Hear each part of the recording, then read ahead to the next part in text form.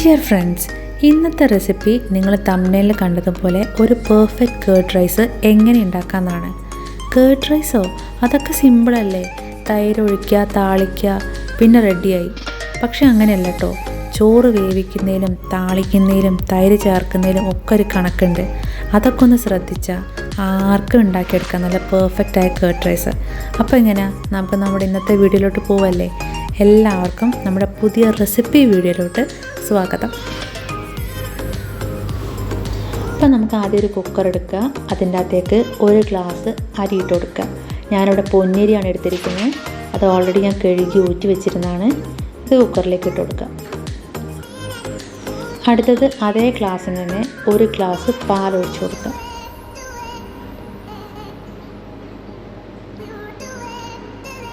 പിന്നെ സെയിം ഗ്ലാസ്സിൽ തന്നെ 3 ഗ്ലാസ് വെള്ളം.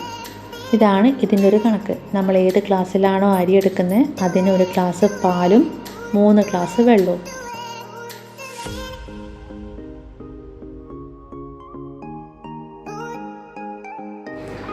ഇനി ഇതിലേക്ക് 1 ടീസ്പൂൺ ബട്ടർ ചേർത്ത് കൊടുക്കുക. ഉപ്പില്ലാത്ത ബട്ടർ. അതും കൂടി ഇട്ട് നമുക്ക് കുക്കർ അടുപ്പത്തേക്ക് വെച്ച് കൊടുക്കാം. ഹൈ ഫ്ലെയിമിൽ 6 വിസിലടുപ്പിക്കുക. അതിനുശേഷം ഒരു 15 മിനിറ്റ് തന്നെ റെസ്റ്റ് ചെയ്യാൻ വിടുക.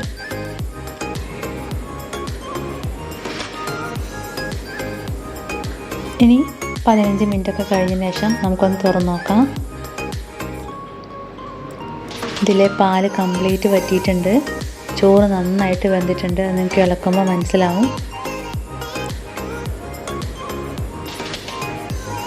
ചോറ് നന്നായി വെന്തിട്ടുണ്ട്.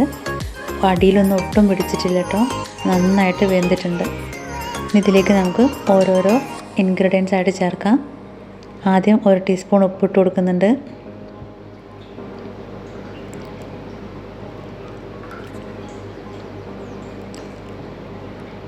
അതിനുശേഷം പൊടിയായിട്ട് അരിഞ്ഞ 1 ടീസ്പൂൺ ഇഞ്ചി, പിന്നെ 1 ടീസ്പൂൺ അളവിൽ പച്ചമുളക് പൊടിയായിട്ട് അരിഞ്ഞത്. അത് വേണേൽ കൂട്ടുകയോ കുറയ്ക്കുകയോ ഒക്കെ ചെയ്യാം, നമ്മുടെ എരിവിനനുസരിച്ച്. നന്നായിട്ട് മിക്സ് ചെയ്യാം. ഇനി അടുത്തായിട്ട് ഞാൻ ഇതിൻ്റെ അകത്തേക്ക് ഒരു 1/2 ഗ്ലാസ് പാല് അത് ഞാൻ ഒഴിച്ചു കൊടുക്കുന്നുണ്ട്. മിക്സ് ചെയ്യാം.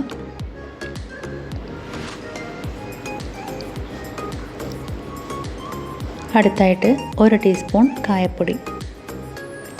ഇങ്ങനെ ആകുമ്പോൾ നമ്മൾ ആദ്യമേ കുറേ വെള്ളവും പാലൊക്കെ ഒഴിച്ച് വേവിച്ച് കഴിഞ്ഞാൽ ഒരുപാട് കഞ്ഞി പോലെ പോവും. ഇതാകുമ്പോൾ തുറന്നിട്ട് നമ്മുടെ ആവശ്യത്തിനനുസരിച്ചുള്ള ആ ഒരു പരുവത്തിലേക്ക് പാലൊഴിച്ചിട്ട് കൊണ്ടുവരാൻ പറ്റും. ഞാനിപ്പോൾ ഇതൊരു വേറെ പാത്രത്തിലേക്ക് മാറ്റിയിട്ട് അതിൻ്റെ മുകളിലോട്ടേക്ക് കുറച്ച് മല്ലിച്ചപ്പ് ഇട്ട് കൊടുക്കുന്നുണ്ട്. ഇനിയാണ് നമ്മൾ താളിക്കാൻ വേണ്ടി പോണത്. ഒരു 2 ടേബിൾ സ്പൂൺ അളവിൽ വെളിച്ചെണ്ണ ഒഴിച്ച് കൊടുക്കുക. ഒരുപാടൊന്നും ചൂടായിട്ട് വരണ്ട.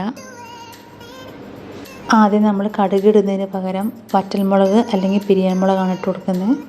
അത് വെളിച്ചെണ്ണയിലൊന്ന് ഒരു 20-30 സെക്കൻഡ് നന്നായിട്ടൊന്ന് മൂപ്പിച്ചെടുക്കുക. അതിന് ശേഷമാണ് 1 ടീസ്പൂൺ കടുക് ഇട്ട് കൊടുക്കുന്നത്. കടുക് നന്നായി പൊട്ടി വരട്ടെ. അതിന് ശേഷം ഒരു 1.5 ടീസ്പൂണ് ഉഴുന്നുപരിപ്പ് ഇട്ട് കൊടുക്കുക. അതും ഏകദേശം ഒരു ഗോൾഡൻ ബ്രൗൺ കളറിലേക്ക് നമുക്ക് കൊണ്ടുവരണം. പിന്നീട് ഒരു 1 ടീസ്പൂണ് പൊടിയായിട്ട് അരിഞ്ഞ ഇഞ്ചി ഇട്ട് കൊടുക്കുന്നുണ്ട്. അതിൻ്റെ മുകളിലോട്ടേക്ക് ഒന്ന് നുറുക്കിയ കറിവേപ്പില. എല്ലാം നന്നായിട്ടൊന്ന് മൊരിഞ്ഞ് വരട്ടെ.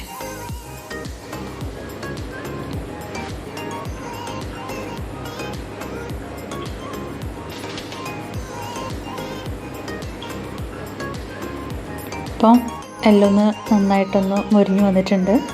നമുക്കിത് മല്ലിച്ചപ്പിൻ്റെ മുകളിലോട്ടേക്ക് തന്നെ ഒഴിച്ചു കൊടുക്കുക. നന്നായിട്ട് മിക്സ് ചെയ്യാം. ഞാൻ ഇപ്പോഴും തൈര് ഒഴിച്ചിട്ടില്ല കേട്ടോ. ആദ്യം താളിപ്പാണ് ഒഴിച്ചിരിക്കുന്നത്. നന്നായിട്ട് മിക്സ് ചെയ്യാം. ഉപ്പൊക്കെ വേണമെങ്കിൽ നോക്കിയിട്ട് വീണ്ടും ഇട്ട് കൊടുക്കാം. ഇനി ഞാൻ തൈര് ഒഴിക്കാൻ വേണ്ടി പോവാണ്. ഞാനിവിടെ അൽമറേൻ്റെ കട്ടത്തൈരാണ് എടുത്തിരിക്കുന്നത്. ഇതൊന്ന് ബീറ്റ് ചെയ്തിട്ട് വരാം. എന്നിട്ട് അത് നമുക്കതിൻ്റെ മുകളിലോട്ടേക്ക് ഒഴിച്ചു കൊടുക്കാം. ഒരു 2 ടേബിൾ സ്പൂണ് ഉണ്ടാവും. ഇനി അത് നന്നായിട്ട് മിക്സ് ചെയ്യാം. അപ്പോൾ സംഗതി റെഡി ആയിട്ടുണ്ട്. ഇത്രയേ ഉള്ളൂ. അപ്പോൾ ഒരു 2 ടേബിൾ സ്പൂണേ ഞാൻ ഒഴിച്ചിട്ടുള്ളൂ തൈര്, അധികം പുളിയില്ലാത്ത. അപ്പോൾ ഇത് നമ്മൾ സെർവ് ചെയ്യേണ്ട സമയമാകുമ്പോഴത്തേക്കും ചിലപ്പോൾ അത് കട്ടിയായി പോകും. അപ്പോൾ നമുക്ക് ആവശ്യമനുസരിച്ച് പാലൊഴിച്ച് കൊടുത്താൽ മതി. അപ്പോൾ അധികം പുളി ഉണ്ടാവില്ല. നമ്മൾ ഒരുപാട് തൈര് ഒഴിച്ചിട്ടുണ്ടെങ്കിൽ നമ്മൾ കഴിക്കേണ്ട സമയമാകുമ്പോഴത്തേക്കൊക്കെ പുളി കൂടി പോകാൻ ചാൻസ് ഉണ്ട്. അപ്പോൾ ഇതാകുമ്പോൾ ആവശ്യത്തിന് പാല് മാത്രം ഒഴിച്ചു കൊടുത്തിട്ടുണ്ടെങ്കിൽ അധികം പുളിയും ഉണ്ടാവില്ല. ആ ഒരു നല്ല സോഫ്റ്റായിട്ടുള്ള ആ ഒരു കൺസിസ്റ്റൻസി തന്നെ അതിരുന്നോളും. അപ്പോൾ അത്രേ ഉള്ളൂ. ഈസി ആയിട്ട് ആർക്ക് വേണമെങ്കിലും ഉണ്ടാക്കിയെടുക്കാൻ പറ്റും. നേരത്തെ പറഞ്ഞ കാര്യങ്ങളൊക്കെ ഒന്ന് ശ്രദ്ധിച്ചാൽ മതി. അപ്പോൾ നമ്മുടെ വീഡിയോ എല്ലാവർക്കും ഇഷ്ടപ്പെട്ടെന്ന് കരുതുന്നു. ഇത് മസ്റ്റായിട്ട് എല്ലാവരും ട്രൈ ചെയ്ത് നോക്കണം. നമ്മുടെ ചാനലൊന്ന് സബ്സ്ക്രൈബ് ചെയ്ത് സപ്പോർട്ടും കൂടെ ചെയ്യണം കേട്ടോ. അപ്പോൾ ഓക്കെ, താങ്ക് യു. നമുക്ക് പുതിയൊരു വീഡിയോയിൽ വീണ്ടും കാണാം.